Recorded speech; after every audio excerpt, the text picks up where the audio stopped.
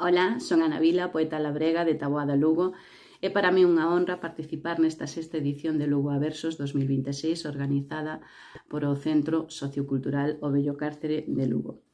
Fágeo cun poema da miña propia autoría titulado Vivir ao teu carón. Agardo que vos guste.